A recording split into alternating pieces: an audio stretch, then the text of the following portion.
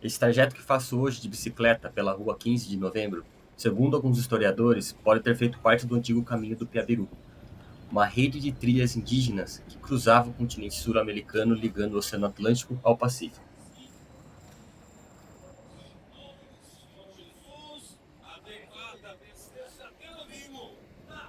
Agora estou na Praça Coronel Fernando Prestes, onde está localizada a Catedral Metropolitana de Sorocaba, dedicada a Nossa Senhora da Ponte, padroeira da cidade. A atual catedral começou a ser construída em 1771, mas sua trajetória remonta ainda mais longe. Antes dela, outras igrejas cumpriram o papel de catedral, como a Igreja de Santo Antônio, que hoje já foi demolida, a Igreja de Santa Ana, no Mosteiro de São Bento, e registros indicam que até mesmo a região da atual Avenida Itabuvu abrigou uma das primeiras sedes religiosas da cidade.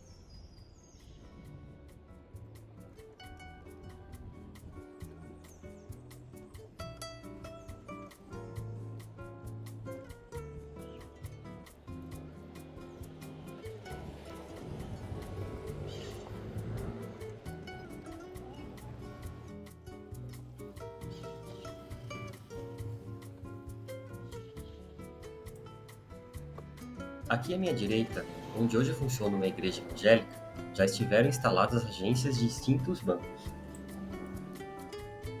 Essa substituição de uso mostra como a cidade está em constante transformação. Edifícios que antes eram espaços financeiros agora assumem novas funções, refletindo mudanças econômicas, sociais e culturais no modo como ocupamos o centro urbano.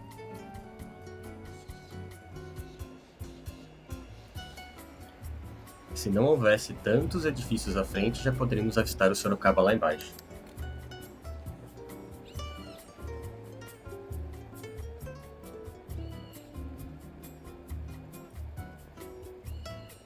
Estamos prestes a reencontrar o rio, que apesar de canalizado e escondido em muitos trechos, ainda atravessa o centro da cidade.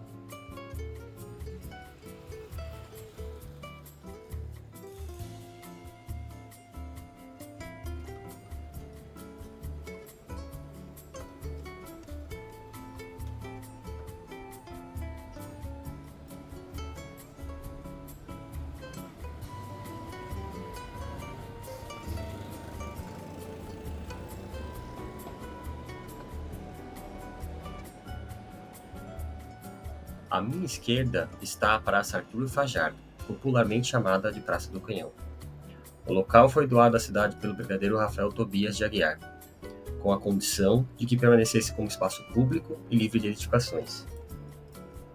Na praça estão instalados dois canhões históricos, fundidos na antiga Real Fábrica de Ferro de São João de Ipanema, que seriam usados na Revolução Liberal de 1842, mas não chegaram a ser disparados. O espaço também abriga um monumento em homenagem ao próprio Tobias de Aguiar, importante figura político e militar nascido em Sorocaba, fundador da Força Pública atual PM de São Paulo.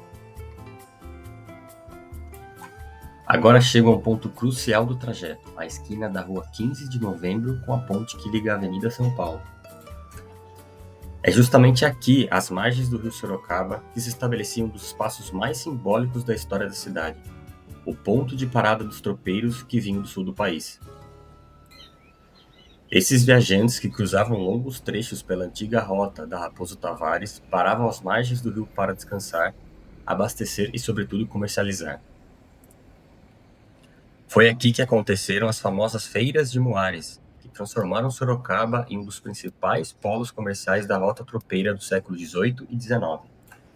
O local onde hoje se cruzam ruas asfaltadas e trilhos de trem foi, durante décadas, o coração pulsante da economia regional, marcado pelo encontro entre culturas, mercadorias e histórias que ajudaram a moldar a identidade sorocabana.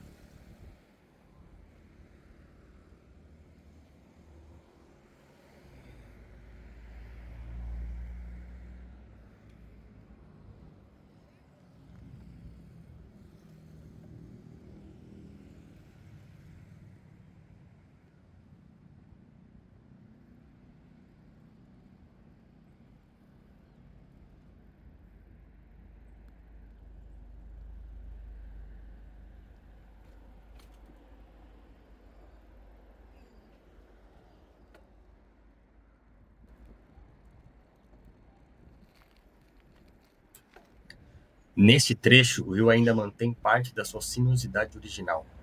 Mesmo com intervenções que o retilinizaram em vários pontos, aqui ele ainda mostra algumas curvas, um contraste visível entre o traçado natural e a ocupação urbana.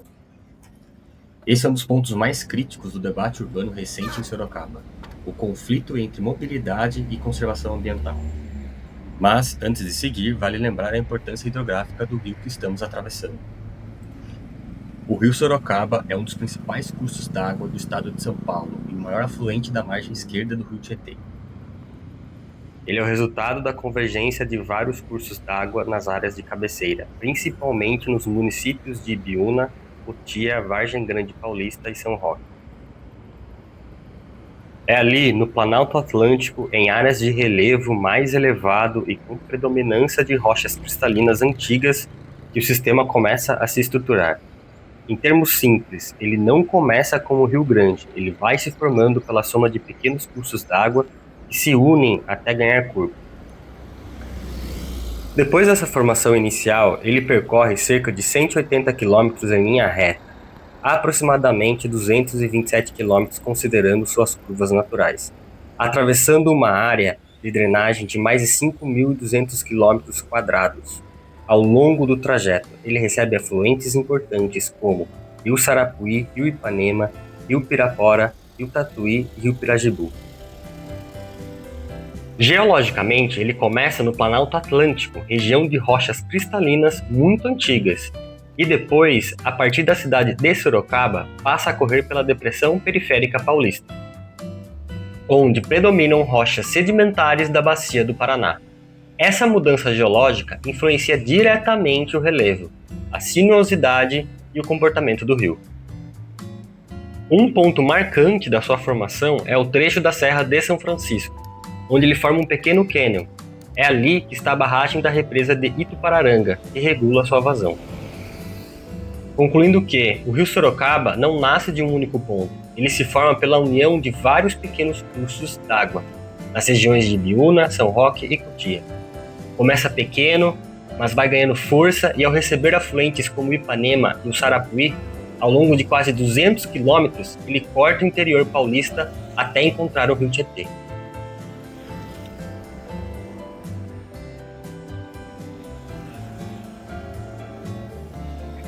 Interessante, é quase vertiginoso quando você para pensar. O rio Sorocaba é um afluente da margem esquerda do rio Tietê. Isso significa que ele não forma o Tietê sozinho, mas contribui para o volume dele. E o Tietê é um caso curioso no Brasil. Ele nasce perto do litoral, na Serra do Mar, mas não corre para o oceano. Ele atravessa o estado inteiro rumo ao interior, em direção ao continente. Essa é a parte que faz o cérebro dar um pequeno curto-circuito geográfico. O Tietê segue para o oeste até encontrar o Rio Paraná. O Paraná, por sua vez, é um dos grandes rios da América do Sul. Ele desce formando fronteiras, atravessa o sul do continente e, junto com o Rio Uruguai, compõe a Bacia do Prata. Essa água toda vai desaguar no estuário do Rio da Prata, entre Argentina e Uruguai. Ou seja, uma gota que começa nas cabeceiras do Sorocaba, em Ibiúna ou São Roque, pode terminar no Atlântico Sul, na região da antiga Cisplatina. Isso mostra que o rio Sorocaba não é um elemento isolado da paisagem local. Ele faz parte de um sistema hidrográfico continental. Ele conecta Sorocaba à Bacia do Prata. Ele conecta o interior paulista a uma rede que atravessa fronteiras nacionais. E aqui eu coloco um ponto de reflexão. Quando a gente altera um trecho urbano, quando impermeabilizamos as margens, quando retificamos, quando desmatamos, não estamos mexendo apenas num rio da cidade. Estamos intervindo em um sistema que escala para além do município. É a geografia lembrando para a política urbana de que os rios não respeitam limites administrativos.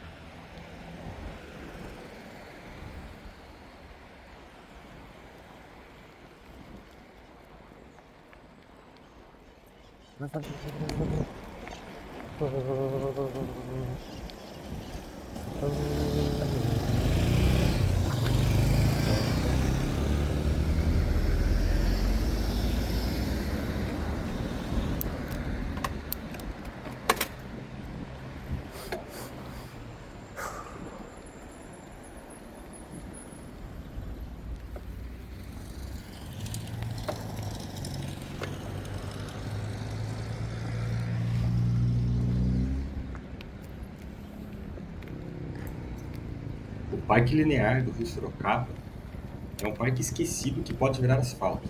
Às margens do Rio Sorocaba existe um projeto urbanístico aprovado desde 2008, o Parque Natural Linear da Bacia do Rio Sorocaba. Dividido em 7 trechos, esse parque soma mais de 250 mil metros quadrados de área verde e mais de 10 quilômetros de extensão contínua.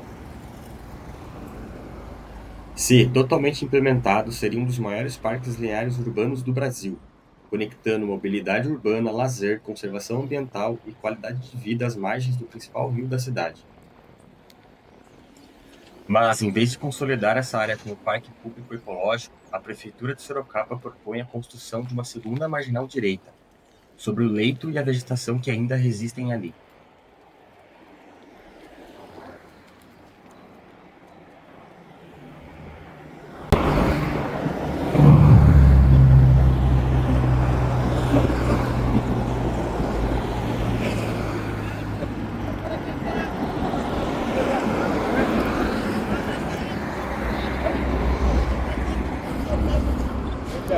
Tá dando peixe aí? Tá bem na noite aqui, nós pegamos as colibas, sabe? Agora esse horário aqui é por conta da filha pequena, ela é muito fraquinha, a outra rasgou os peixes nas ruas. Ah. Falou! Boa pescaria, Ao bem? mesmo tempo em que o Rio Sorocaba integra o sistema hidrográfico continental, ele também é um espaço cotidiano. Ele é vivido. Aqui neste ponto é possível encontrar pessoas pescando. Isso é algo que muitas vezes passa despercebido por quem circula pela marginal.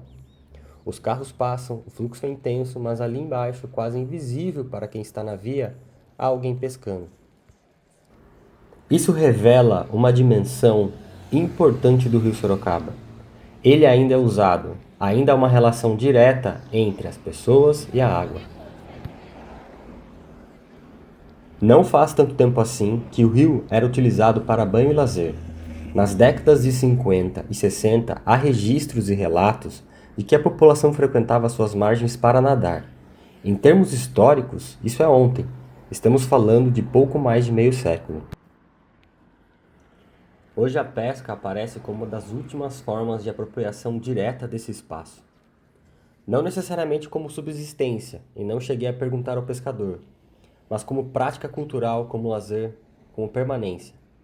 Há algo simbólico nisso. Enquanto o tráfego intenso domina a paisagem visível, existe uma outra camada da cidade, mais silenciosa, que mantém uma relação com o rio. Essa permanência, porém, é frágil. Se a margem oposta for desmatada, se a arborização for removida e substituída por mais asfalto, não se trata apenas de alterar a paisagem. Trata-se de comprometer as condições ecológicas que ainda permitem esse tipo de uso. A pesca ali, mesmo que discreta, representa uma sobrevivência do vínculo entre a cidade e o seu rio. E toda vez que reduzimos as áreas verdes e impermeabilizamos as margens, enfraquecemos essa possibilidade.